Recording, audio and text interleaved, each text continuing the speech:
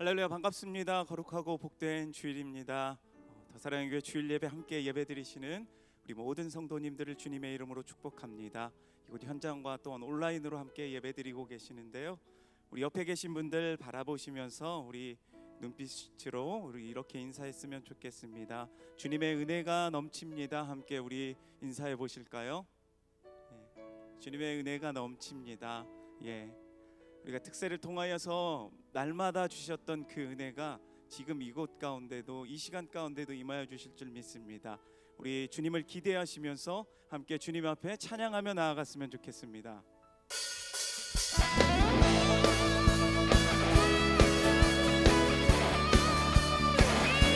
우리 함께 박수치며 주님을 찬양하며 나아갑시다.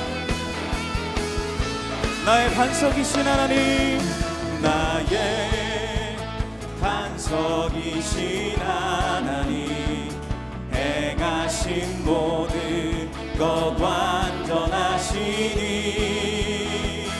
나의 생명 되신 하나님, 내게 행하신 일 찬양합니다. 신실하신 하나님, 하신 하나님, 실수가 없으신 좋으신 나의 주, 진실하신 하나님, 실수가 없으신 좋으신 나의 주. 우리 다시 한번 찬양합시다. 나의 반석이신 하나님, 행하신 모든 것 완전하시니, 나의 생명 되신 하나님을, 생명 되신 하나님, 내게 행하신 일 찬양합니다.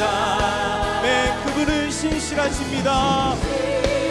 하신 하나님, 실수가 없으신 좋으신 나의 주, 진실하신 하나님, 실수가 없으신 좋으신 나의 주. 한번 더, 신실하신 하나님, 네, 언제나 변함없으신 주님, 그분이 우리와 함께 하십니다. 나의 주,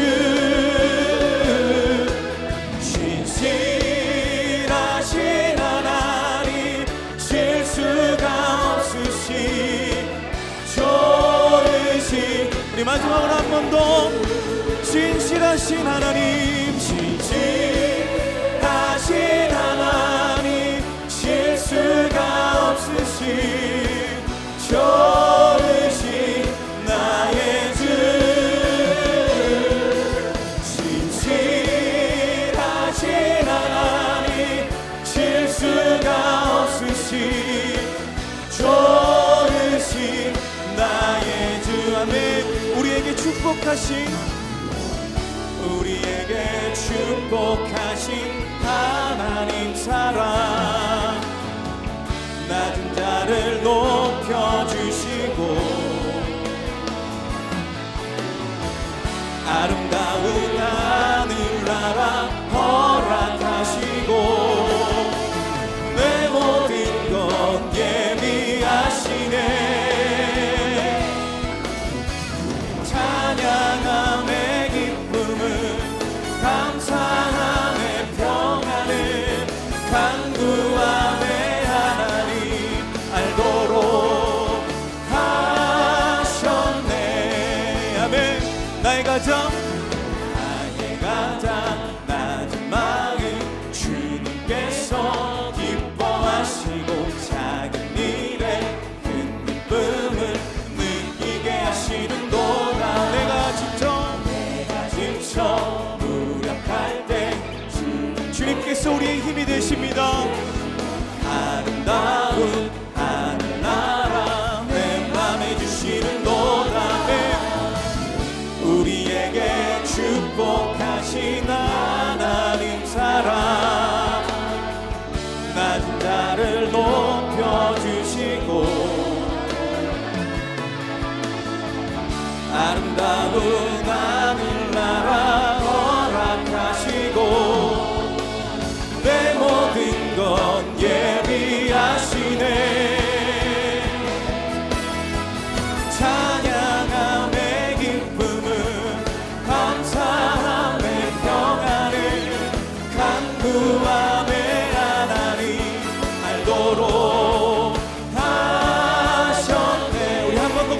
고백합시다. 우리에게 축복하신 하나님 사랑, 낮은 자를 높여주시고 내 아름다운 하늘나라 허락하시고 내 모든 것 예비하시네. 찬양함의 기쁨은 감사함의 평안을 간구함의 하나님 알도록 하셨네. 찬양함의 기쁨은 찬양함의 감사함의 평안을 우리에게 주시는 하나님 알도록 하셨네. 알도록 하셨네. 알도록 하셨네. 한 번 더 알도록 하셨네. 알도록 하셨네. 할렐루야. 우리 하나님께 영광의 박수 드립니다. 아멘.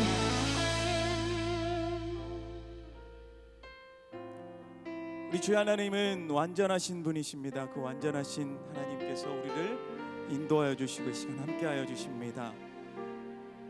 함께 고백합시다. 완전하신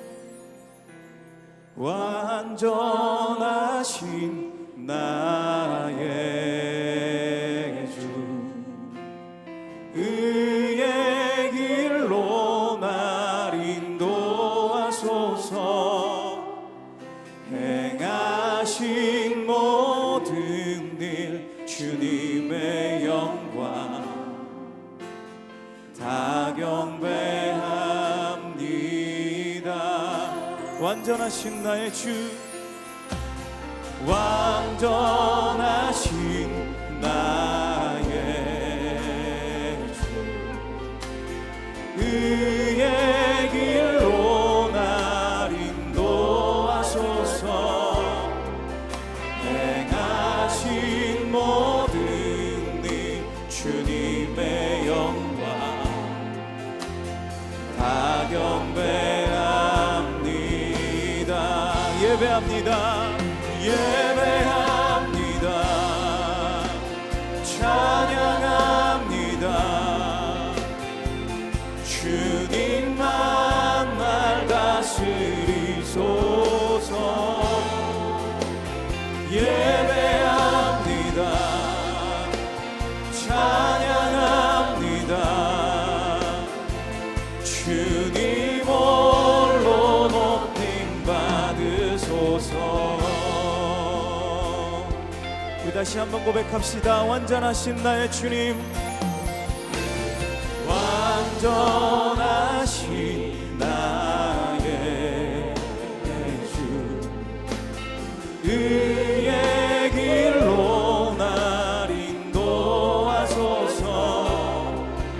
행하신 모든 일 주님의 영광 다 경배합니다. 네, 예배합니다. 예배합니다. 찬양합니다. 주님만 날 다스리소서. 예배합니다. 찬양합니다. 주님 홀로 높임 받으소서. 주님 홀로 높임 받으소서. 주님 홀로 높임 받으소서. 홀로 높임 받으소서. 모두 자리에서 일어나셔서 찬양하시고 주일 예배를 하나님께 드리겠습니다.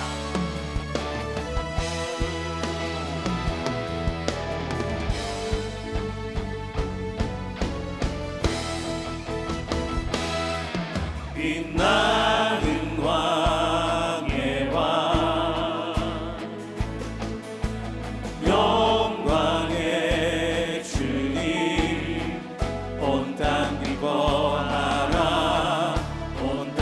기뻐하라. 자비의 하나님 아바 성령 예수 사자와 어린 양 사자와 어린 양 위대하신 주 찬양의 위대하신 주 모두 알게 되리라. 위대하신 주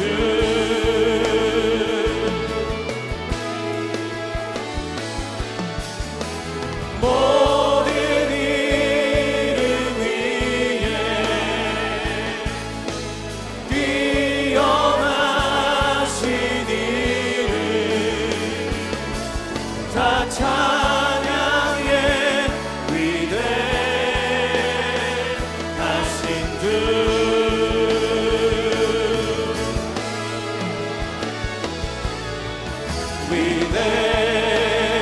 위대하신 주 찬양의 위대하신 주 모두 알게 되리라. 위대하신 주 아멘.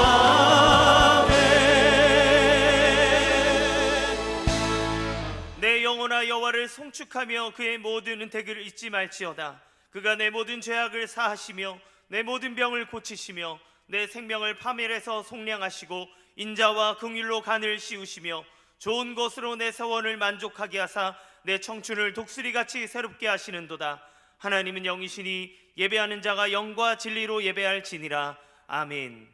사랑하는 성도 여러분, 하나님이 기뻐하시는 예배는 상한 마음과 통회하는 심령이라고 하셨습니다. 이 시간 성령께서 깨닫게 하시는 잘못들을 가지고 진실한 마음으로 각자 입을 열어 참회하는 기도를 드리겠습니다.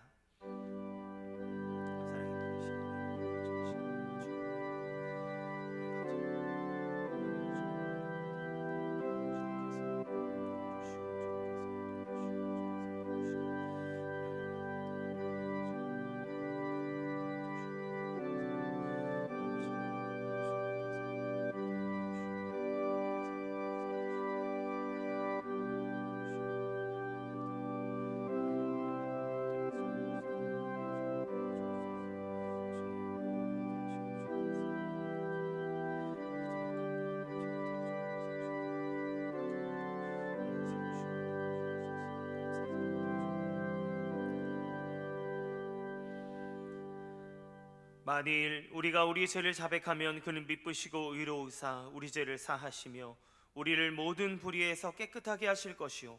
사랑의 주님, 이 놀라운 용서의 은총을 허락하신 것을 감사합니다. 이제는 우리가 법 아래 있지 아니하고 은혜 아래 있기 때문에 더 이상 죄가 우리를 중한치 못하는 줄 믿습니다. 이 시간 성령으로 우리를 다시 한번 성령으로 강건케 하시고 충만케 하여 주옵소서. 예수님의 이름으로 기도합니다. 아멘. 자리에 앉으셔서 찬송가 407장 함께 찬양 드리겠습니다.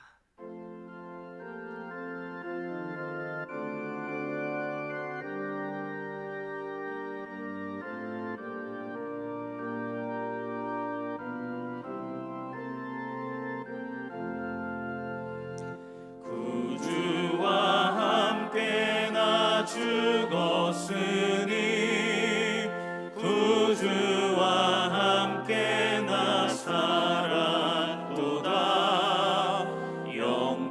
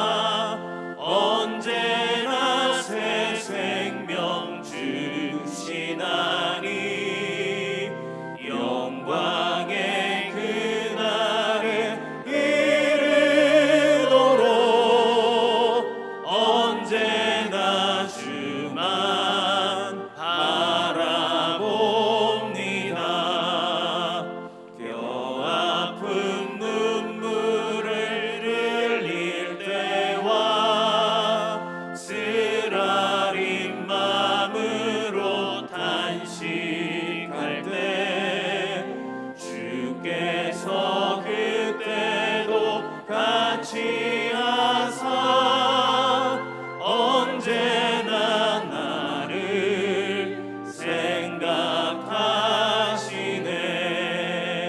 언제나 주는 날 사랑하사 언제나 새 생명 주시나니 영광의 그날에 이르도록 언제나 주만 바라봅니다. 내 몸의 약함을 아시는 주 못 고칠 질병이 아주 없네. 괴로운 날이나 기쁜 때나 언제나 나와 함께 계시네. 언제나 주는 날 사랑하사 언제나 새 생명 주시나니 영광의 그날에 이르도록 언제나 주만 바라봅니다.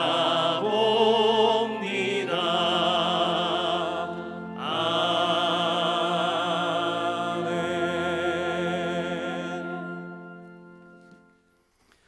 이 세상 천지 만물을 지으시고 주관하시는 하나님 아버지, 주님을 바라고 의지하는 자들에게 언제나 새 힘을 부어주시는 능력의 하나님을 경배 찬양합니다.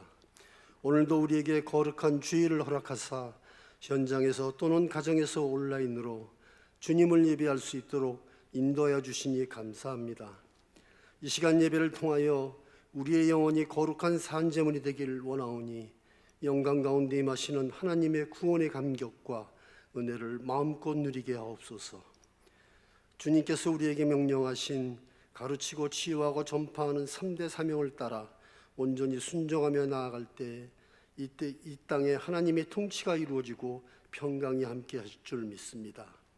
지난 2주간 동안 저희들에게 3대가 함께하는 특세를 허락하시오 말씀으로 우리를 만나주시고 기도로 응답하여 주시는 특별한 은혜를 누리게 해주심에 감사를 드립니다.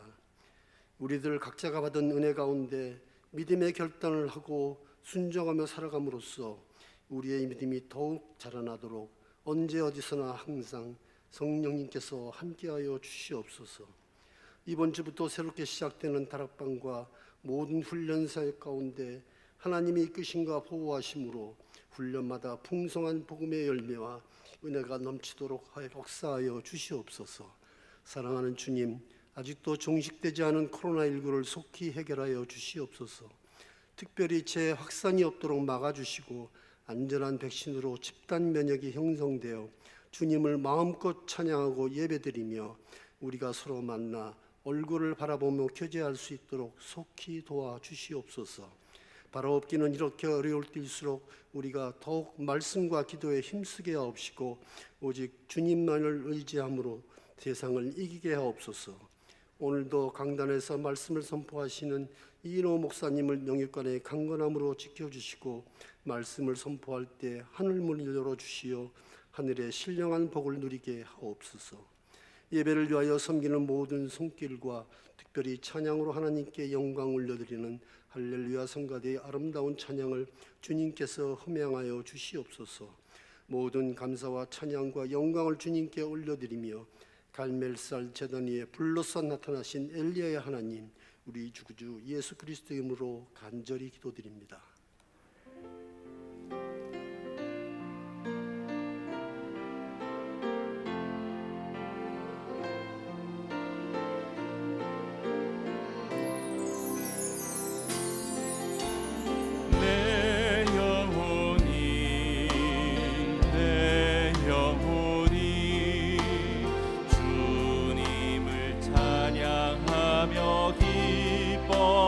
기뻐합니다. 내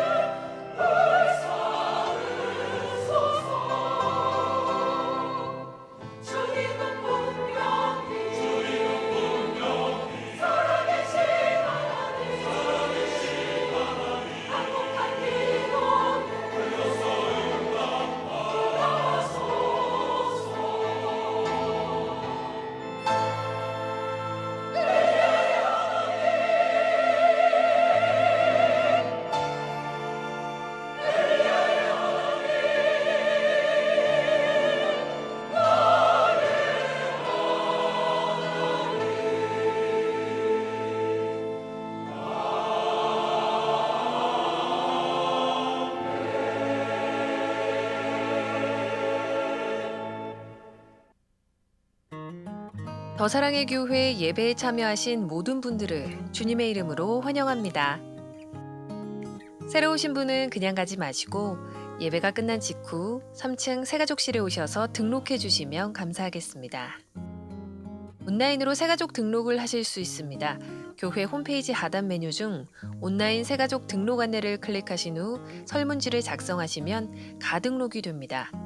가등록 후 담당 교역자의 등록 신방을 받으시면 정식 등록 교인이 됩니다. 오늘 새가족반 강의는 5과입니다. 지난 2주간 매일 아침마다 말씀의 기적, 은혜의 기적, 회복과 역전의 기적을 선사한 3대 특세가 성료되었습니다.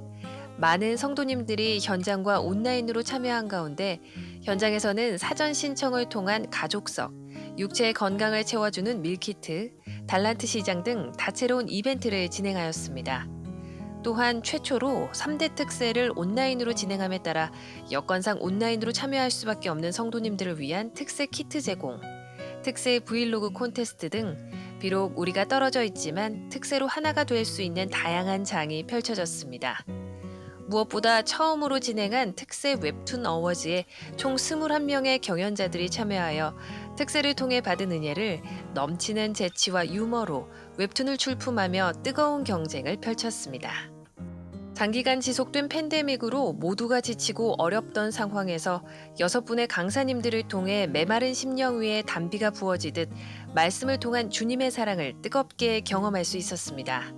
특세 마지막 날이었던 어제 모든 교우는 2주간 특세를 통해 받은 은혜와 기적을 계속 이어가고자 결심문을 작성하여 하나님께 결단의 기도를 드렸습니다. 능력의 하나님이 우리와 함께 하시기에 우리는 기적의 삶을 살아갈 수 있습니다. 2주 동안 우리에게 큰 은혜와 사랑을 베푸신 하나님께 모든 영광과 찬양을 올려드립니다. 다락방은 이번 주 금요일 그리고 화요 순장반은 화요일에 각각 온라인으로 개강합니다. 한나의 마음으로 드리는 한마음 기도회가 3월 10일부터 매주 수요일 오전 10시 20분 본당에서 진행됩니다.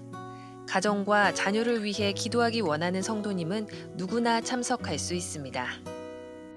2021 상반기 더사랑 아카데미를 모집합니다. 모집 강좌는 역사서 스키밍, 성경탐구 신약개관, 큐티 통독 등 총 3개 강좌이며 모든 강의는 온라인으로 진행됩니다. 강좌 수강을 원하시는 성도님들은 각 접수 담당자에게 문자를 보내주시기 바라며 일시 강의 내용 안내 등 자세한 내용은 주보 3면을 참조해 주시기 바랍니다. 홈페이지가 새롭게 개편되면서 발생한 오류 해결 방법을 주보 6번 광고에 자세히 안내하였습니다. 혹시 도움이 필요하신 성도님은 각 지역 및 부서 교역자를 통해 문의해 주시기 바랍니다. 3대 특세 은혜 간증 나눔, 더 웹툰 어워즈 1등 대상작, 교우 동정은 주보를 참조해 주시기 바랍니다. 할렐루야. 현장과 온라인에서 예배 자리에 나오신 모든 성도님들을 기쁨으로 환영하고 축복합니다. 우리 양옆에 있는 분들과 함께 인사 나누겠습니다. 사랑합니다. 축복합니다. 감사합니다. 오늘 주일 예배에 처음 오신 분들 또한 기쁨으로 환영합니다. 등록을 하시거나 등록에 대한 안내를 받기 원하시는 분들은 예배가 끝나고 난 후 3층 새가족 등록실에 오시면 필요한 도움과 안내를 받으실 수 있습니다. 또한 온라인 등록을 하기 원하시는 분들은 홈페이지 메뉴 중에 온라인 새가족 등록을 클릭하신 후 안내에 따라 등록하실 수 있습니다. 모든 예배는 현장과 온라인으로 수칙에 따라 진행되고 있고요. 주일 현장 예배 참석은 별도 신청하지 않으셔도 됩니다. 이번 주부터 다락방 모임이 시작됩니다. 모든 다락방 모임은 온라인으로 진행이 되고요. 시니어 연합 다락방은 방역 상황에 따라 별도로 공지 드릴 예정입니다. 참고해 주시기 바라고 많은 참여를 부탁드리겠습니다. 특세 동판을 1층 로비에서 수령하실 수 있습니다. 전출해서 2결까지 받아가실 수 있으니까요. 아직 못 받으신 분들은 받아가시기 바랍니다. 아직 온라인 예배 출석을 하지 않으신 성도님께서는 영상 하단에 있는 예배 출석 체크를 클릭하신 후 출석 체크를 해주시기 바랍니다. 기타 광고는 주보를 참조해 주시기 바랍니다. 오늘 우리에게 주시는 하나님의 말씀을 보겠습니다. 열왕기상 17장 17절에서 24절까지 말씀입니다. 열왕기상 17장 17절에서 24절까지입니다. 제가 한 절, 여러분 한 절 교독하겠습니다. 이 일 후에 그 집 주인이 되는 여인의 아들이 병들어 증세가 심히 위중하다가 숨이 끊어진지라. 여인이 엘리야에게 이르되 하나님의 사람이여 당신이 나와 더불어 무슨 상관이 있기로 내 죄를 생각나게 하고 또 내 아들을 죽게 하려고 내게 오셨나이까. 엘리야가 그에게 그의 아들을 달라 하여 그를 그 여인의 품에서 받아 안고 자기가 거처하는 다락에 올라가서 자기 침상에 누이고 여호와께 부르짖어 이르되 내 하나님 여호와여 주께서 또 내가 우거하는 집 과부에게 재앙을 내리사 그 아들이 죽게 하셨나이까 하고 그 아이 위에 몸을 3번 펴서 엎드리고 여호와께 부르짖어 이르되 내 하나님 여호와여 원하건대 이 아이의 혼으로 그의 몸에 돌아오게 하옵소서 하니 여호와께서 엘리야의 소리를 들으심으로 그 아이의 혼이 몸으로 돌아오고 살아난지라. 엘리야가 그 아이를 안고 다락에서 방으로 내려가서 그의 어머니에게 주며 이르되 보라 내 아들이 살아났느니라. 다 같이 여인이 엘리야에게 이르되 내가 이제야 당신은 하나님의 사람이시요 당신의 입에 있는 여호와의 말씀이 진실한 줄 아노라 하니라. 아멘. 이노 목사님 나오셔서 말씀 전해 주시겠습니다.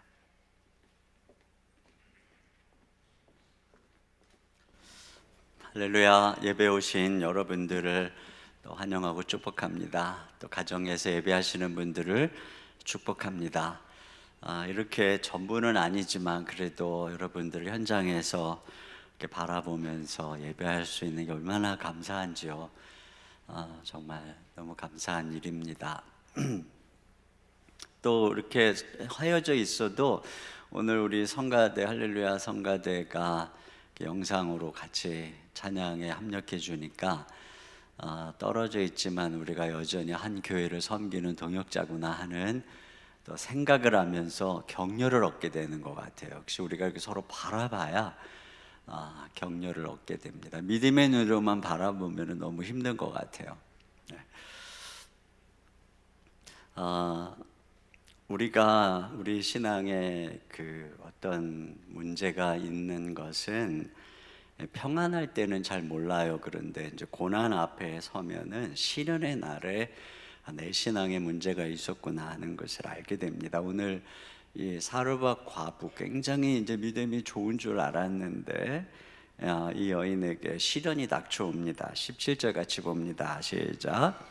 이 일 후에 그 집 주인 되는 여인의 아들이 병들어 증세가 심히 위중하다 숨이 끊어진지라. 네, 여기 이 일 후에는 우리 지난주에 살펴본 것처럼 이 여인이 엘리야를 영접하고 자기의 마지막 남은 떡을 들여서 섬길 때 이 가루와 기름이 마르지 않으면서 그와 가족이 함께 이 가뭄의 때에 먹고 사는 바로 그 기적이죠. 바로 그런 기적이 일어나는 중에 지금 이런 일이 일어난 거예요. 이런 불행한 일이 영적으로 보면 그 일은 구원의 은혜에 초대받은 일, 생명의 식탁에 초대받은 일이라고 말씀을 드렸어요.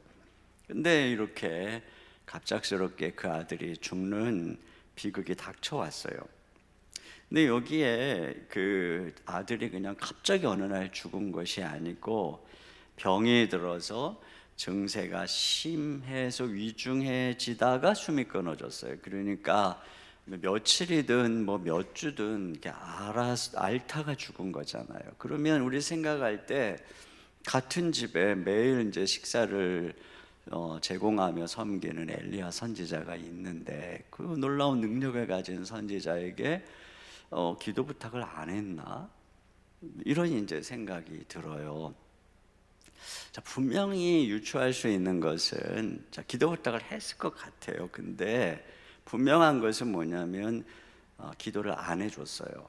그걸 어떻게 추측할 수 있냐면 기도를 했는데도 안 낳고 죽었다면 나중에 죽었을 때 이 아이의 시신을 엘리야가 달라고 그랬을 때 안 믿고 안 줬을 것 같아요. 그런데 죽었음에도 불구하고 그 시신을 그 엘리야에게 넘겨서 뭔가를 기대하는 것을 보면은 이걸 생각해 볼 때 엘리야가 기도를 안 했겠구나.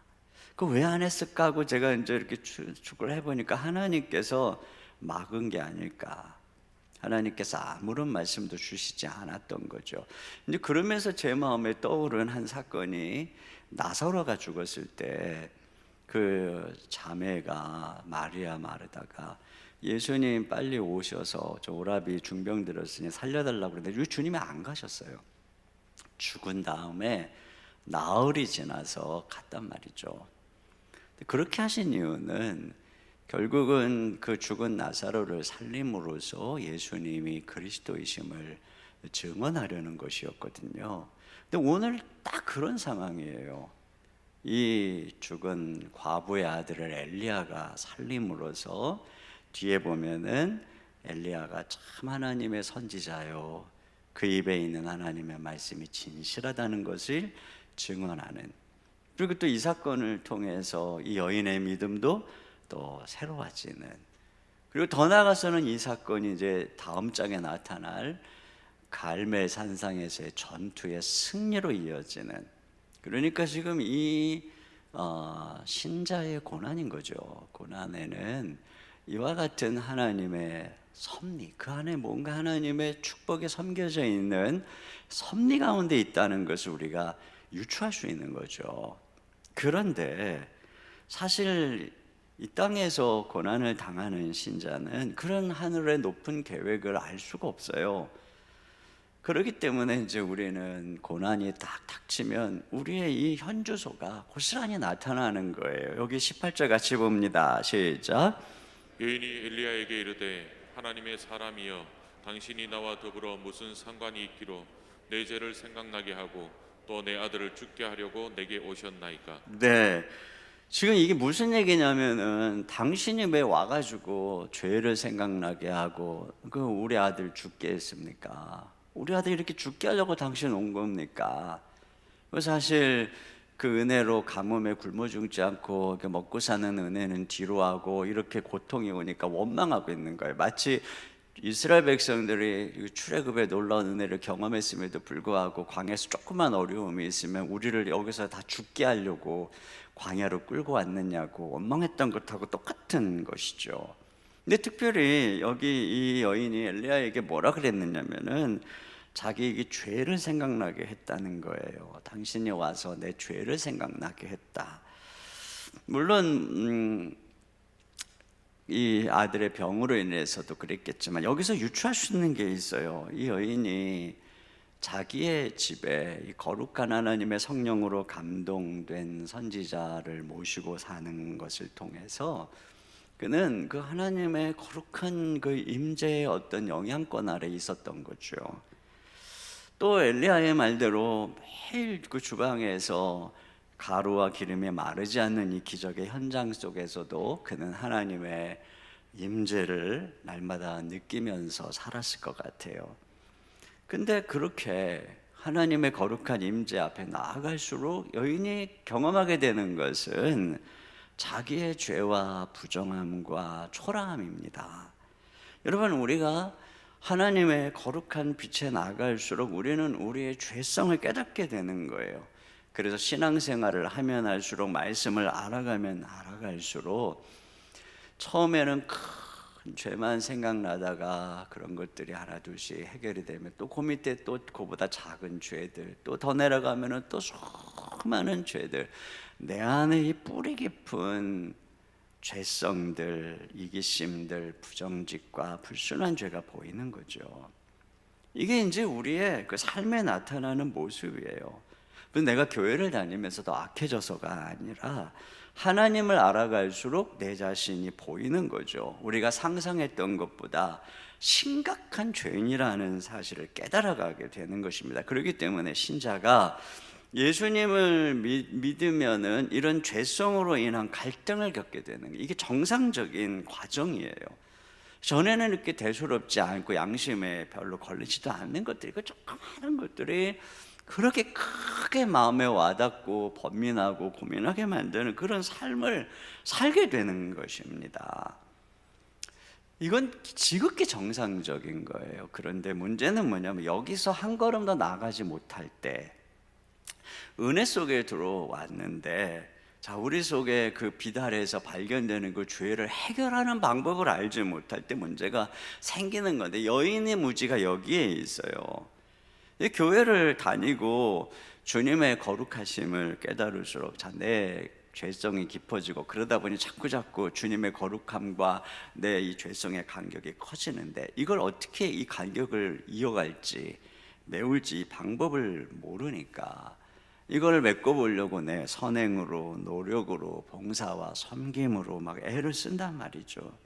그러나 안 되는 거죠. 여전히 마음은 불안하고 죄의 짐은 무거워지고, 이런 나를 주님께서는 불만스러운 눈초리로 쳐다보는 것 같기만 하고, 이러다가 내 죄 때문에 혹시 우리 아이들에게 무슨 일이 생기면 어쩌나 하는 그런 두려움도 생기고, 처음에는 은혜의 감격으로 다니던 교회 생활에 이제는 이 두려움으로 내가 하지 않으면 하나님이 이런 나를 책망할지도 몰라, 내가 기도하지 않으면 우리 애들에게 이런 무슨 일이 일어날지도 모르고, 내가 주일날 나오지 않으면 사고가 날지도 몰라, 뭐 이런 두려움에 사로잡혀서 신앙생활을 하는 경우들이 얼마나 많은지 몰라요. 그러다가 오늘 이 여인처럼 아들이 병들고 죽게 되면 급기야는 내 죄를 생각나게 해서 이 죄로 사랑하는 아들을 데려갔다고 하나님은 원망하고, 내가 차라리 당신을 안 만났으면, 내가 차라리 교회를 안 다녔으면 좋았을 것을, 뭐 이런 식의 원망을 하게 되는 자리까지 가게 된단 말이에요. 자, 오늘 이러한 사건 속에서 우리가 이제 첫 번째로 함께 생각해야 되는 교훈이 뭐냐면, 이 고난이 내 죄를 생각나게 할 때 그리스도의 의를 붙잡아야 된다라고 하는 것입니다. 오늘 이런 여인의 원망 앞에서 엘리야가 이 과부의 아들을 살리는 행동이 굉장히 특이합니다. 그리고 이 특이한 행동 속에 아주 중요한 이 여인의 문제에 대한 해답이 있어요. 자, 이 엘리야의 행동이 특이한 점은, 엘리야가 기도를 하면서 이 죽은 아이의 시신과 접촉을 하고 있다는 것입니다. 사실 이스라엘의 율법은 시신과 접촉을 하면 부정하게 됩니다. 그래서 하나님 앞에 나아가려면 시신을 만진 사람들은 정결 구례를 해야지만 하나님 앞에 나아갈 수 있는 자격을 얻는 것입니다. 그런데 지금 엘리야는 어떻게 하고 있느냐? 그 아이의 시신을 달라고 해서 자기 품에 안아요. 그리고 자기 다락방으로, 자기가 거하는 다락으로 올라가서 자기 침상에 누입니다. 여기 19절 봅니다. 다 같이요. 시작. 엘리야가 그에게 그의 아들을 달라 하여 그를 그 여인의 품에서 받아 안고 자기가 거처하는 다락에 올라가서 자기 침상에 누이고, 네. 그리고서는 3번이나 그 아이 몸에 자기 몸을 펴서 엎드립니다. 21절입니다. 시작. 그 아이 위에 몸을 3번 펴서 엎드리고 여호와께 부르짖어 이르되 내 하나님 여호와여, 원하건대 이 아이의 혼으로 그의 몸에 돌아오게 하옵소서 하니. 네. 그러니까 이런 식으로 시체하고 이렇게 접촉을 하면은 이 부정해지는 게 율법적으로. 그런데 이와 같이 하면서 기도를 하는 거예요. 근데 하나님이 그 기도를 들으셨다는 거죠. 여기 이제 굉장한 그 미스테리가 있는 거예요.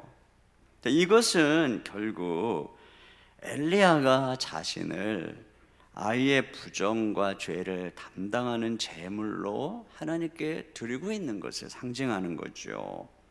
그래서 이 아이의 모든 죄와 부정은 나에게 전가하시고, 자, 이 엘리야는 지금 완전히 순종하는 하나님의 사람으로 계속 등장하고 있잖아요. 주님, 내 생명을 취하시고 이 아이를 살려주십시오. 자, 이런 기도를 드리고 있다고 볼 수 있죠. 근데 하나님께서 그걸 들으시고 살려주셨단 말이에요. 여러분, 이 기도를 보면서 저는 굉장한 이제 처음에 묵상하면서 어려웠던 거예요. 도대체 이걸 어떻게 적용하라고? 우리가 뭐 이렇게 기도를 하라는 건가? 이게 도대체 뭘 의미하는 건가? 여러분, 이 구약의 많은 그 것들은 어떤 면에서 그 자체로 이해하기 어려운 부분들이 많아요. 특별히 이 신약의 그리스도의 계시의 빛 아래에서 보지 않으면 전혀 우리가 이렇게 적용하기 어려운, 우리가 이걸 어떻게 적용하고 따라합니까? 무슨 우리가 엘리야와 같은 의인도 아닌데. 그런 면에서 이 엘리야는 지금 자신도 모르게 장차 오실 그리스도의 이 모형으로서 행동하고 있음을 우리가 알 수가 있어요. 이 그리스도께서 완전한 순종하신 하나님의 아들이셨잖아요. 그런데 이 성경에 등장하는 엘리야도 완전히 말씀에 순종하고 있는, 그 말씀이 가라면 가는 이런 모습으로 그려지죠. 지금 여기 두로 위에 시도원에 있는 사르밧까지 와서 이 과부에게 은혜를 베풀고 있는 것과 같이 예수님도 이 두로 지역에 수로보니게 여인에게 은혜의 복음을 전한 적이 있잖아요. 엘리야가 가루와 기름이 끊이지 않게 했던 것처럼 예수님은 오병이어가 끊이지 않게 하셔서 5천 명을 먹인 적이 있단 말이죠. 엘리야가 오늘 과부의 아들을 살린 것처럼 예수님은 나인성 과부의 아들을 살리기도 하고 죽은 나사로를 살리기도 했단 말입니다. 무엇보다 엘리야가 이 아이를 위해서 자신의 순종의 몸을 제물로 드리듯이 예수님은 죄 없는 하나님의 아들로서 인류의 모든 죄를 담당하시기 위해 자기의 몸을 제물로 드렸단 말이죠. 그래서 오늘 엘리야와 함께 이 아이가 연합하여 생명을 얻듯이 누구든지 예수님을 믿으면 예수님과 함께 죽고 예수님과 함께 새 생명을 얻게 되는 것입니다. 그러니까 우리는 지금 이 속에서 예수님의 그 어떤 모형을, 그림자를 보게 되는 것입니다. 그런 면에서 보면요, 이 엘리야는 예수님처럼 지금 죄와 싸우고 있는 거예요. 우상에게 미혹된 그 이스라엘의 죄와 싸우고 있는 것입니다. 그리고 그 죄로 인한 죽음의 그림자와 싸우고 있는 거예요. 그가 그리시네가에서 떡과 고기를 그에게 가져온 것은 까마귀죠. 까마귀는 부정한 짐승이에요. 죽은 썩은 시체를 먹는 새예요. 그런데 그러한 부정과 죽음을 초월한 하나님의 말씀의 생명의 능력을 보여주고 있어요. 사르와 과부의 집에도 가뭄으로 인한 죽음의 그림자가 흘러들어가고 있지만 그곳에 이 가루와 기름이 마르지 않는 생명의 말씀의 능력을 나타내고 있어요. 이제는 과부의 아들에게 죽음이 직접적으로 덮쳐왔지만 엘리야는 우리를 위한 제물 되시는 그 그리스도의 사망 것을 이기는 능력을 보여줌으로써 지금 이 모든 죽음의 권세를 이기고 있어요. 죄로 인한 죽음의 권세를. 그리고 이것은 뒤에 갈멜살 전투로 이어지는 것이죠. 죄로 말미암아 우상 숭배로 모두 멸망받아야 될 이스라엘 백성들, 그들을 갈멜산에 불러놓고 그리고 그들을 위해서 제단에 송아지를 올려놓고 기도할 때 하늘에서 불이 내려오죠. 이것이 하나님이 그것을 받으시는, 그리고 그 백성들이 살아계신 하나님을 바라보며 바알 선지자들을 잡아 죽일 때 드디어 하늘에서 비가 내려서 응답받는 그런 역사를 볼 때 이것은 그야말로 예수 그리스도의 골고다의 십자가의 죽음과 이 십자가의 승리를 상징하고 있는, 이 그야말로 엘리야가 이 예수 그리스도의 죄와 싸우는 이 엘리야가 그 시대의 죄와 싸움으로서 그는 온 인류의 죄와 싸우시는 그리스도의 모형으로서 오늘 드러나고 있다는 것을 우리가 알 수가 있어요. 자, 그런 면에서 이 사건을 통해서 오늘 사르와 과부의 눈이 열리는 거죠. 정죄와 두려움에 있던 여인이 죄와 사망 권세를 이기시는 그리스도의 생명의 능력 속에서 믿음의 눈이 열리는 것입니다. 그 여인이 거룩하신 하나님께 나아갈수록 깨닫게 되는 자기의 이 죄성 사이 이 커다란 간격이 다른 것이 아니라 자기의 공론한 행위가 아니라 엘리야를 통해 증거되는 우리를 위해서 모든 부정과 죄를 담당하신 그리스도의 의로 메워지는구나 하는 것을 발견하게 되는 것이죠. 이게 복음이거든요. 여러분, 하나님의 거룩하심과 우리의 죄악 사이를 연결하는 것은 나의 선한 행위가 아니에요. 그것은 오직 나를 위해 의가 되신 예수님의 의를 덧입음으로써 우리는 날마다 그 믿음으로 하나님께 나아가는 것이에요. 그렇기 때문에 우리가 하나님의 거룩함을 깨닫고 우리의 낮아짐을 깨달을수록 우리는 하나님의 은혜를 더 크게 경험하는 거예요. 더 크게. 어마어마한 이 격차가 커질수록 그리스도의 의로 믿음으로 나를 세워주시는 그 은혜의 감격 속에서 우리가 신앙생활을 해나가게 되는 거예요. 그런데 이러한 이 복음을 모르는 이 무지 속에서 성도들이 신앙생활을 하니까 이 간격을 자꾸 내 선행으로 또는 내 어떤 봉사로 내 인격으로 자꾸 메우려고 하니까 신앙생활이 고행이 되든지 또는 외식이 되든지 또 마음 깊은 곳에서는 두려움, 판단 이런 것들이 차지하게 되는 거예요. 여러분, 그리고 더 나아가서는 내가 내 행위로 이런 어떤 주님과의 관계를 유지하려고 해보세요. 얼마나 불안합니까? 어제 우리 임채영 목사님 말씀 중에 굉장히 제 귀에 쏙 들어오는 너무 중요한 말씀하셨는데, 그게 뭐냐면 하나님은 우리의 목적어가 아니라 주어가 되셔야 된다라고 말씀하셨어요.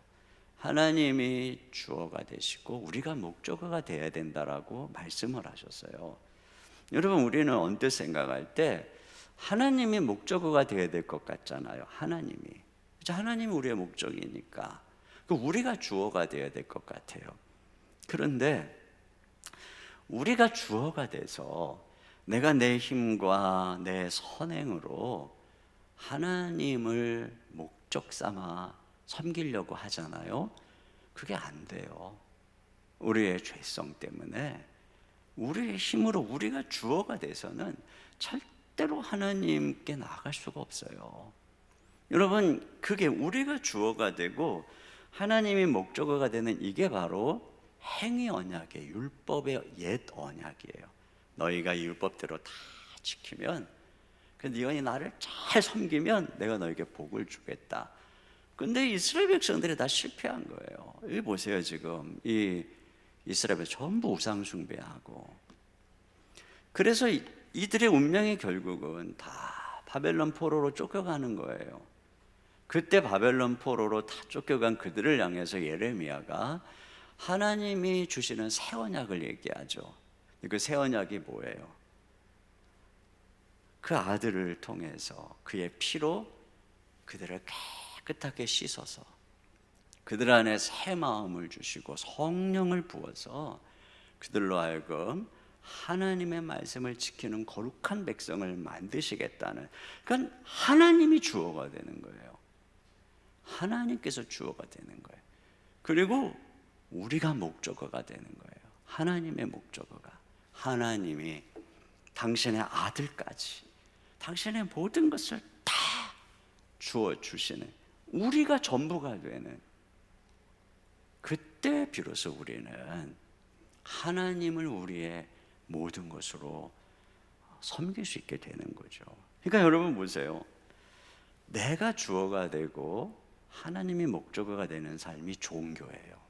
내가 뭔가 해보려고 하는 사람이야. 이런 사람들은 굉장히 힘들어요.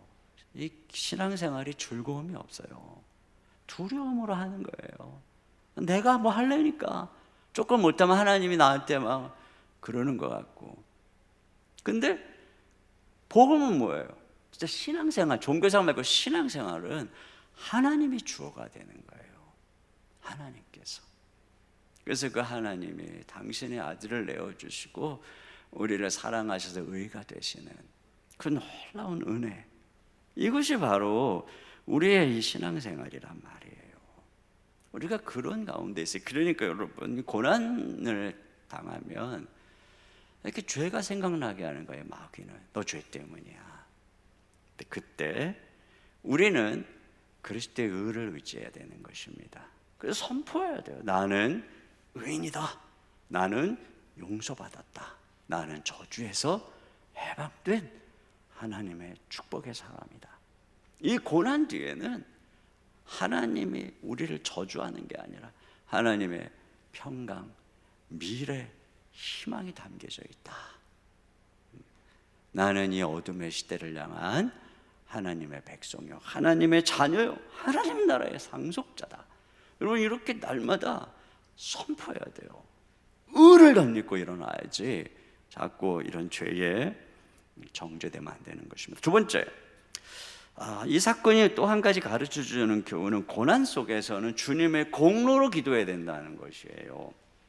여기 우리 좀 주목하고 싶은 말씀은 22절입니다. 같이 한번 보겠습니다. 시작. 여호와께서 엘리야의 소리를 들으심으로 그 아이의 혼이 몸으로 돌아오고 살아난지라. 네. 자, 엘리야가 부르짖어서 기도할 때 하나님께서 그의 소리를 들으셨다. 근데 이 소리가 보통 소리가 아니라 어떤 소리냐면 죽은 아이를 살려달라는 소리인데 그걸 들으셨다는 거예요. 여러분, 죽음이 맨 마지막에 심판받을 원수예요. 가장 강력해요. 근데 엘리야가, 딴 사람들이 엘리야가 죽은 아이를 살려달라는 그 소리를 하나님이 들으셨다는 거예요. 여러분, 이거는 굉장히 의미심장한 얘기예요. 여기서 우리가 물론 이런 엘리야의 기도의 모습을 모델로, 우리도 엘리야처럼 기도하자, 이렇게 모델로 삼을 수 있어요. 그래서 엘리야처럼 생명을 걸고 부르짖어서 기도하는 것, 물론 우리가 배워야 되는 기도의 자세입니다. 그런데 우리가 여기서 이 기도가 따라가지 못할 부분이 있다 그랬잖아요. 이렇게 지금 자기의 그 몸으로 그 아이에게 포개면서 드리는 이 기도가 지금 응답을 받은 건데, 우리가 지금 뭐 엘리야처럼 철저히 말씀에 순종하는 존재도 아니고, 우리가 오히려 이 사르밧 과부에게 가까운 존재 아닙니까? 그러므로 엘리야가 예수님처럼 자신의 의로운 몸을 아이를 위한 제물로 드리면서 하는 기도는 우리가 따라야 될 모델로 제시되고 있는 게 아니에요. 이미 말한 것처럼 이것은 기도에 있어서도 그리스도의 모형을 제시하는 것입니다. 여러분, 엘리야가 기도할 때 하나님이 그의 소리를 들으셨다라고 하는 이 말씀은 언제나 그분의 목소리, 하나님이 그분의 목소리를 들으셨던 한 분을 가리키는 것입니다. 그분은 바로 예수님이죠. 예수님께서 이 땅에 계실 때에 하나님은 언제나 예수님의 목소리를 들으셨어요. 특별히 이 죽은 나사로를 살릴 때, 그를 위해서 기도할 때 예수님이 이렇게 말씀하셨어요. 요한복음 11장 42절에 보니까 항상 내 말을 들으시는 줄을 내가 알았나이다. 예수님께서 기도하면 하나님은 항상, 그것도 지금 이 엘리야처럼 죽은 자, 그것도 죽은 지 나흘이나 되는 그를 살려달라고 기도할 때도 하나님 아버지가 예수님의 말을 항상 듣는다는 겁니다. 이걸 지금 엘리야가 우리에게 가르치고 있는 거예요. 엘리야의 손가락이 자기를 가르치는 게 아니라. 그러면 왜 들었을까요? 오늘 엘리야가 상징하고 있죠. 예수님이야말로 죄 없는 자신의 몸으로 철저하게 순종하신 예수님의 이 몸을 제물로 드린 분입니다. 그분의 피로 모든 것을 덮으시고 그 피로 모든 사람을 산 것입니다. 그러므로 예수님은 십자가로 모든 것의 주인이 되셨어요. 그러므로 우리 주님이 사랑하는 죽은 나사로, 그를 위해서 주님은 죽었잖아요. 목숨값을 바치셨잖아요. 그러니까 하나님께 요구할 때 하나님 들으시는 것입니다. 살려주시는 거예요.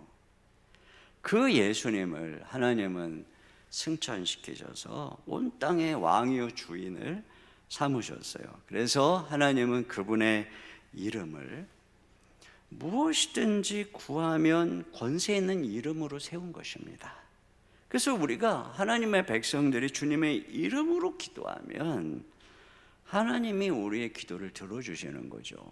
그러니까 예수님의 이름이 하늘과 땅을 연결하는 기도의 사닥다리가 된 것입니다. 그래서 하나님 아버지께서 늘 예수님의 말씀을 들으신 것처럼 그 예수님의 의를 덧입고 구속받은 주의 백성들이 예수님의 이름으로 기도할 때 하나님 아버지가 우리의 기도를 들으시는 거예요. 그러므로 여러분, 기도는 나의 선행의 이름으로 하는 게 아니에요. 내가 착하게 살고 또 내가 거룩하게 살았기 때문에 하나님이 나의 기도를 응답해 주시는 게 아니라, 기도는 예수님의 공로로 하는 거예요. 예수님의 이름으로 하는 것입니다. 우리는 이 죄악된 땅에 있고 하나님은 저 높은 곳에 있어요. 우리가 얼마나 부르짖어야 하나님이 들으실까요?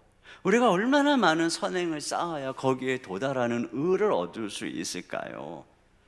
아무것도 없어요. 성경은 오직 한 길, 아들의 이름으로 기도할 때만 우리의 기도가 하늘에 상달된다는 것입니다. 다른 공로가 아니라 예수님의 공로로 기도할 때, 여러분, 우리가 고난 속에서 기도하면 마귀가 속삭입니다. 야, 너 같은 죄인의 기도를 하나님이 안 들어. 네 행위를 봐. 네가 지금 기도할 자격이 있기는 해. 네가 하나님을 위해 한 게 뭐가 있다고. 네가 지금 하나님께 기도응답을 요구해. 너는 그런 기도응답 받을 자격이 없어. 이렇게 마귀가 우리에게 정죄하는 거예요. 그때 우리는 기억해야 됩니다. 내 행위의 이름으로 기도하는 것이 아니라 그리스도의 이름으로 기도하는 것이다. 내가 죄인이고 자격이 없기 때문에 나를 위해서 죽으시고 나의 의가 되신 예수님의 이름으로 나는 기도한다. 마귀야, 나를 참수하는 악한 마귀야, 예수 이름으로 명하노니 떠나갈지어다. 나는 예수님을 믿는 믿음으로 담대히 은혜의 보좌 앞에 나아갈 것이다. 이게 믿음이에요. 여러분, 날마다 이 믿음으로 기도하시기 바랍니다. 그럼 뭐가 불신앙인 거예요? 나는 자격이 없고 나는 좀 시원찮게 살고 난 그래서 기도하면 안 될 거야. 이게 불신앙인 것입니다. 겸손이 아니라 불신앙.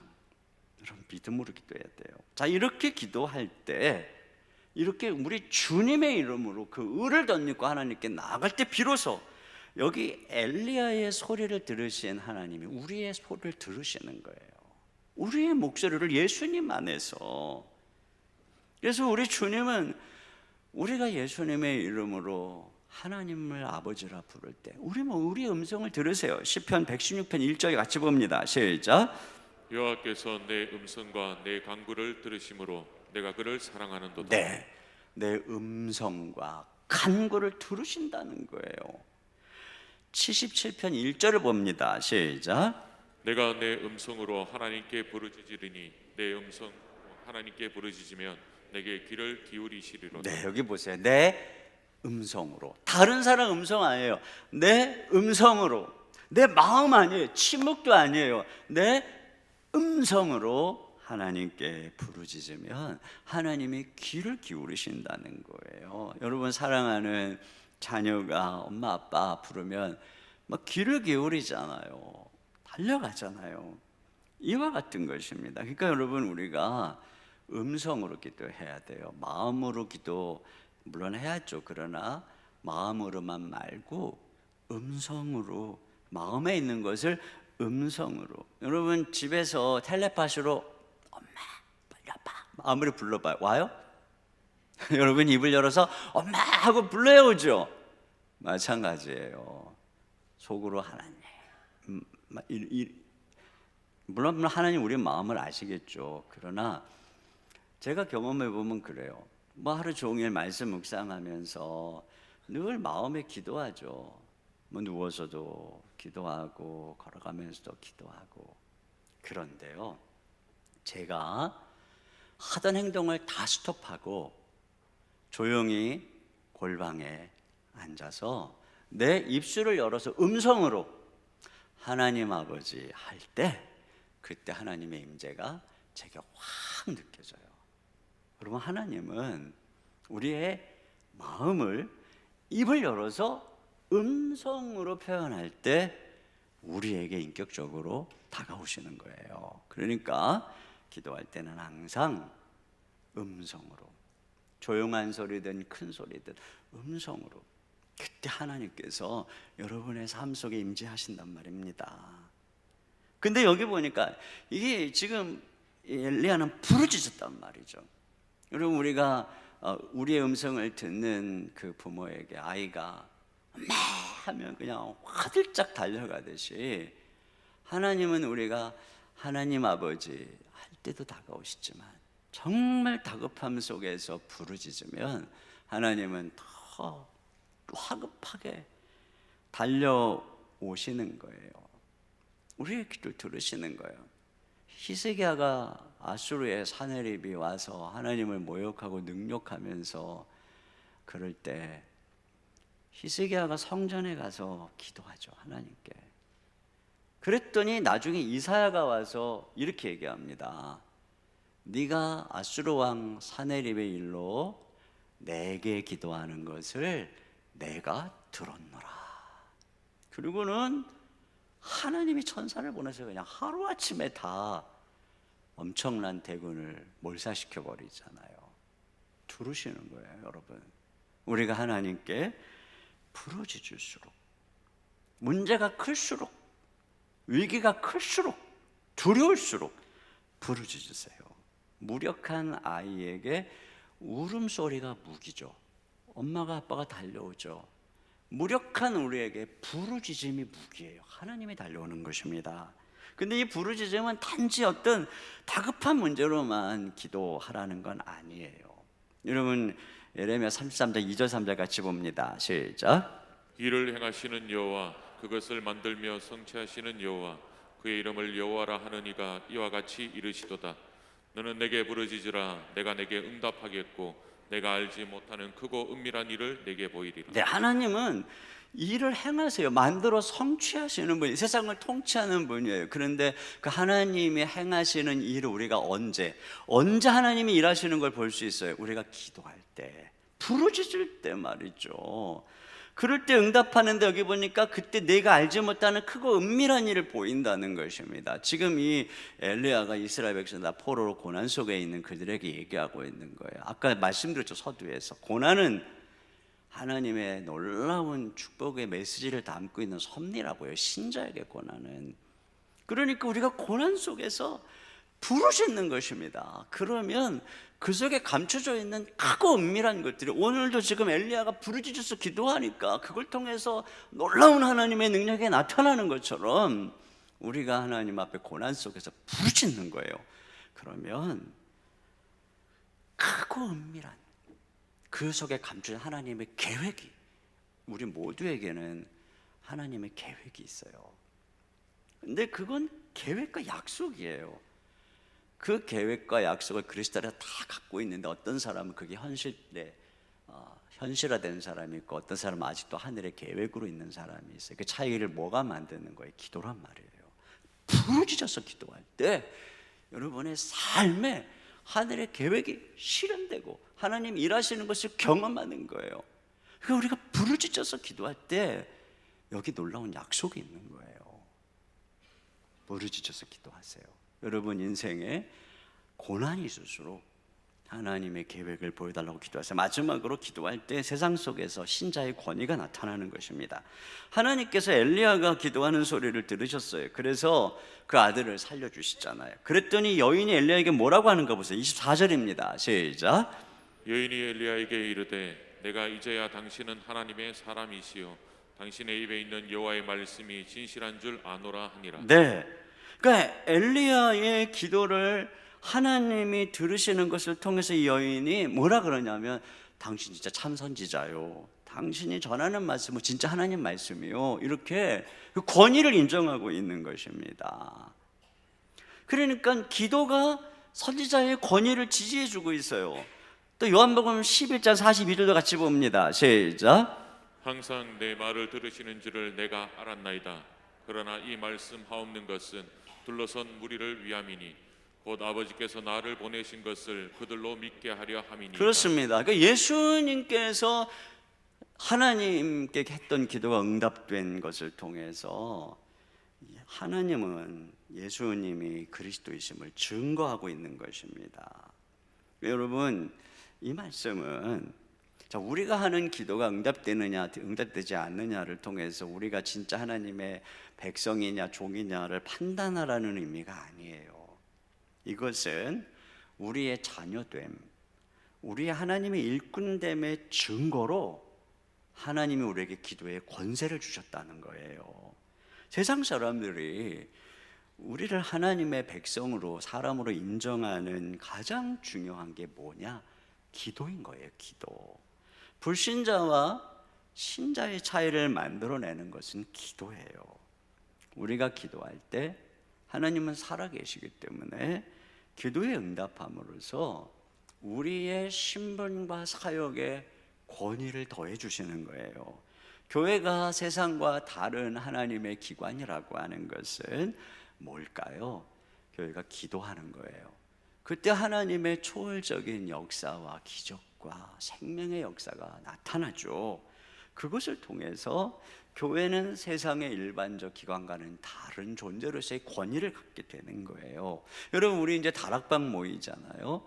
다락방에 모여서 그냥 대화만 나누다가 헤어지지 말고 서로 기도 제목을 나누고 항상 기도해 보세요. 그러면 그 속에 주님의 임재가 함께하고 하나님이 일하시거든요. 응답하시거든요. 그러면 우리 다락방 식구들이 이 모임은 내가 친구들과 수다 떠는 모임하고 달라. 여기는 하나님이 계셔. 이런 것들의 이런 이 차이가, 이 모임의 권위의 차이가 어디서부터 나타나는 거예요? 기도에서부터 나타나는 거예요. 여러분, 부모의 자녀에 대한 권세가 어디서 나타날까요? 기도하는 거예요. 가정을 위해서, 자녀를 위해서 늘 기도하잖아요. 그러면 자녀들이 알아요. 엄마의 기도에 의해서 내 삶이 이렇게 풀리고 있고 아빠의 기도에 의해서 하나님이 내 삶을 축복하고 있다는 걸 알기 때문에, 그래서 이삭의 그 축복의 권위 아래 그 아들들이 순종하는 것처럼 부모가 기도할 때 거기서부터 권위가 나타나는 거예요. 믿지 않는 가정에서 신앙생활 하고 있나요? 여러분, 기도하세요. 여러분이 그 가정의 제사장이 되어 기도해 보세요. 거기서부터 여러분이 하나님을 믿는 백성으로서의 권위가 나타나고 여러분을 통해서 하나님이 그 가정을 축복하고 통치하시는 일들을 경험하게 되는 거예요. 여러분, 이거 꼭 기억하세요.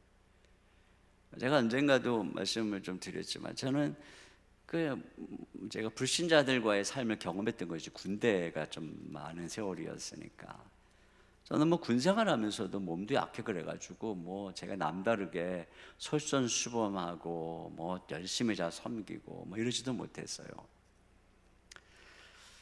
그러던 어느 날 이제 군에, 저는 이제 주일마다 이제 교회를 가야 되는데 우리 내음반에 교회 가는 사람이 별로 없었거든요. 근데 김장철이어서 다 김장을 하고 있는데 시간은 다가오고 교회는 가야 되고, 제가 그래서 용기를 내서 이제 일직사관에게 가서 저 교회 가야 되겠습니다. 그랬더니 그분이 하는 말이, 너희 동기들이 다 저기서 김장하고 있는데 네가 혼자 빠져서 교회 가면 너희 동기들이 네 일까지 해야 되니까 가서 네 동기들의 허락을 받아야 돼. 그리고 절 데리고 동기들에게 가서 물어보는 거예요. 얘가 지금 그때 일병이었던 것 같아요. 이 일병이 지금 교회가 안 된다. 그러면 너희들이 이 일병 대신에 일을 해야 되는데 너희들이 허락하면 내가 보내줄게. 이렇게 물었어요. 그랬더니 그들이 이렇게 얘기를 하는 거예요. 이 일병은 교회 가야 됩니다. 교회 가서 우리를 위해서 기도해야 됩니다. 이런 얘기를 하는 거예요. 제가 진짜로 깜짝 놀랐어요. 그래가지고 교회를 가면서 야, 내가 이제 기도 많이 해야 되겠구나 이런 생각도 했는데, 왜 그런 얘기를 했나 생각해 보니까, 제가 내무반에서 사실 군대 가기 전에 제가 너무 충만했었거든요. 그런데 이제 군대 가니까 기도할 곳이 없잖아요. 그러니까 뭐 때로는 담요를 뒤집어 쓰고 기도하고, 그냥 하여튼 간에 어떻게든 틈만 나면은 기도하고, 화장실에서 기도하고, 또 뭐 내무반에서도 좀 휴일 같은 때는 혼자서 뭐 내무반에 기타도 있으니까 찬양도 부르고, 이런 모습들이 있잖아요. 그리고 이제 내무반에서 제가 뭐 일병, 이병 때 뭐 그런 모습 때문에 그랬는지 제일 고참이 이렇게 이제 저녁을 하면 저녁 파티를 하잖아요.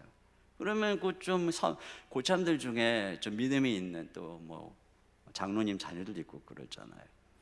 그래서 뭐 저를 불러서 병장님 제대하는데 이병 기도 좀 해드려라. 제가 기도를 뭐 시키니까 해야죠. 사실 버벅거리면서 뭐 제대로 기도했는지도 잘 몰라요. 그러나 제가 기도 못해도 그 사람들도 몰라요. 못하는 건지 안 하는 건지 자기가 더 못하니까. 제가 기도를 했어요. 그런데 기도를 버벅거리면서 끝내고 났는데, 그 기도를 받은 병장의 눈에 눈물이 글썽한 거예요. 그러면서 이렇게 얘기를 하는 거예요. 자기 인생에 자기를 위해서 기도해 준 게 처음이라는 거예요. 근데 그렇게 감동하는 모습을 보고서는 저도 진짜 깜짝 놀랐어요. 이런 모습들을 보면서 지금 생각해 보니까 우리 동기들이 뭐 다른 것보다도 기도하는 것, 거기서 무엇인가 자기들하고 다르다는 걸 느끼지 않았을까, 이런 생각을 해보게 됩니다. 여러분, 이 기도가 신자의 특권이에요. 그리고 기도의 응답이 우리의 권위예요. 우리가 예수님의 이름으로 부르짖어서 담대히 고난의 때에 기도함으로 승리할 수 있기를 주님의 이름으로 축원합니다. 우리 시간에 같이 찬양 기도할 수 있는데 왜 걱정하십니까? 기도하면서 왜 염려하십니까? 기도할 수 있는데 왜 실망하십니까? 기도하면서 왜 방황하십니까? 주님 앞에 무릎 꿇고 간구해 보세요. 우리 같이 이 찬양 드리면서 주님께 나아가겠습니다.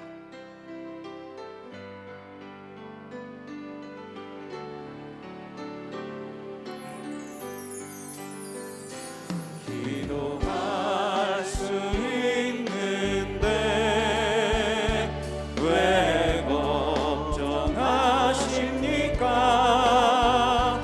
기도하면서 왜 염려하십니까? 기도할 수 있는데 왜 실망하십니까? 기도하면서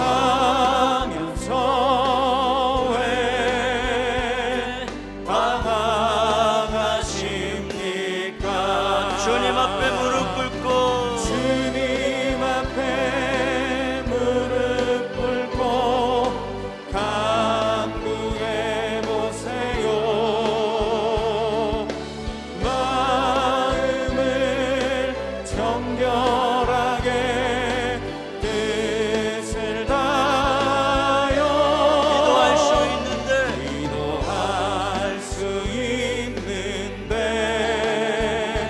왜 걱정하십니까? 기도하면서 왜 염려하십니까? 우리 시간에 같이 기도 제목 읽고 오늘 말씀을 생각하면서 기도했으면 좋겠어요. 자, 첫 번째 같이 읽습니다. 고난이 죄를 생각나게 할 때 제물이 되신 그리스도의 완전한 의가 나를 덮어 새로운 존재가 되었음을 믿고 날마다 그렇게 여기며 우리는 이 시대를 향한 하나님의 방법이요 축복의 통로임을 선포하며 살아가게 하소서. 두 번째, 항상 그리스도 안에서 그 이름을 의지하여 나의 음성으로 간절히 부르짖는 기도를 통해 크고 은밀한 하나님의 약속과 계획을 발견하게 하소서. 아멘. 세 번째, 우리의 모든 문제와 상황을 하나님께 기도함으로 기도 응답의 역사를 누리게 하시고 이를 통해 우리가 세상에서 신자의 특권과 권위를 증거하는 능력의 인생이 되게 하소서. 우리 같이 한 목소리로 기도하겠습니다. 하나님 아버지, 참으로 감사합니다. 아버지 하나님, 오늘 말씀을 통해서 우리가 고난 속에서 어떤 모습으로 나가야 되는지 알려주심을 감사합니다. 주님, 고난의 죄를 생각하며 우리가 참소할 때 주님, 우리가 다시 한번 주님의 의를 붙들고 우리 주님의 의의 공부를 붙들고 이름으로 담대히 선포하며 나아갈 수 있도록 인도하여 주옵소서. 아버지 하나님, 주님의 은혜, 주님의 신실하신 은혜, 우리들에게 놀라운 인생들을 주님 앞에 빌려보는 인도하여 주시기 원합니다.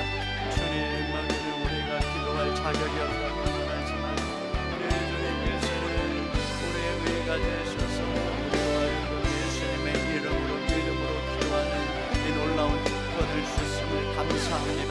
아버지 하나님, 날마다 우리의 음성으로 주님께 부르짖을 때 주님이 들으시고 달려오시고 응답해 주시는 줄로 믿습니다.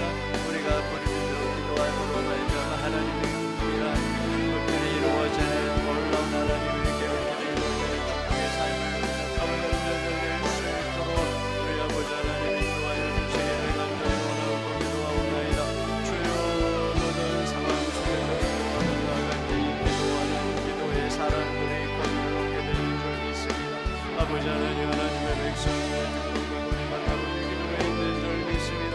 날마다 기도하는 삶을 살아가는 우리가 동행할 때에 우리 주님의 응답이 하나님이 친히 우리의 모든 것들을 증거하시며 우리를 통해 하나님의 말씀이 원으로 나는 하며 주님의 영광이 나타날 줄 믿습니다. 주여, 우리가 특세가 끝나고 끝나는 것이 아니라 이제 날마다 기도하는 이 한 해를 살아갈 수 있도록 우리 아버지 인도하여 주시옵소서.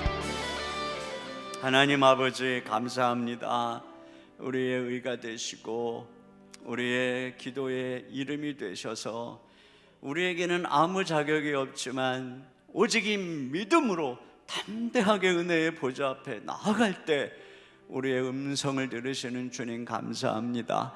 우리의 부르짖음을 들으시는 주님 감사합니다. 주님이 달려오시고 은밀한 것들을 보여주시고 부르짖어서 기도할 때 놀라운 일들을 우리 가운데 펼쳐 보여주실 줄로 믿습니다. 이 기도가 우리의 특권이고 기도가 우리의 권위인 줄 믿습니다. 교회가 기도할 때 하나님께서 주의 몸된 교회를 우뚝 세워주시고 하나님의 말씀이 권세를 얻게 될 줄로 믿습니다.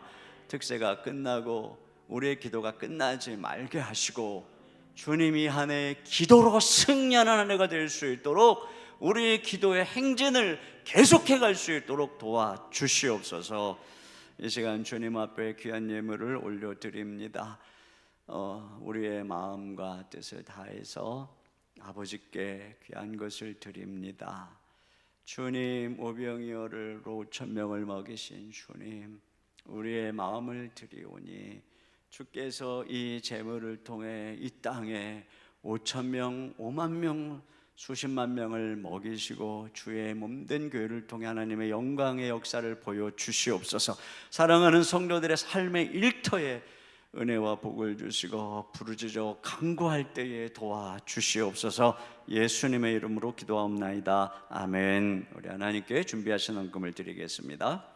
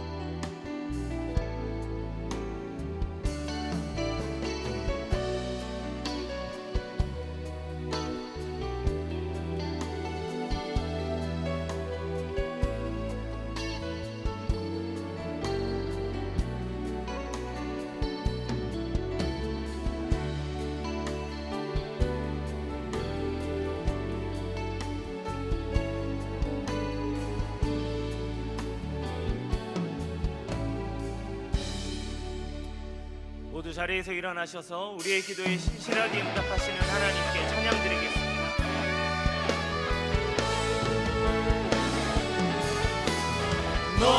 너희는 가만히 있어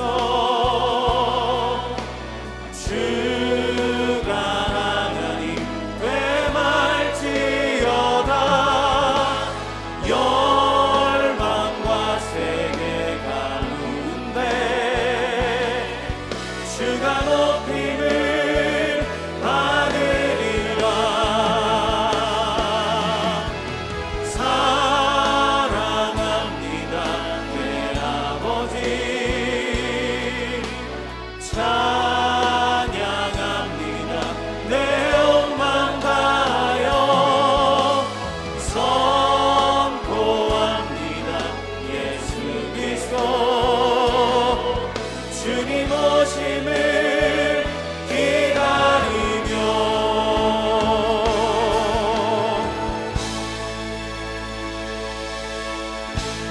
지금은 우리 주 예수 그리스도의 은혜와 우리 아버지 하나님의 무한하신 사랑하심과 성령님의 내주하시며 감동하시며 교통하시는 역사가 고난 속에서 오직 우리에게 덮여주신 우리 주 예수 그리스도의 의를 의지하고 우리 주 예수님의 이름으로 담대히 부르짖어 기도하기를 다짐하며 돌아가는 모든 성도님들 머리 위에, 가정 위에, 머릿속에 모든 주의 권속들 위에, 주의 몸된 교회와 이 민족 가운데 이제로부터 영원토록 함께 해주시기를 간절히 축원하옵나이다. 아멘.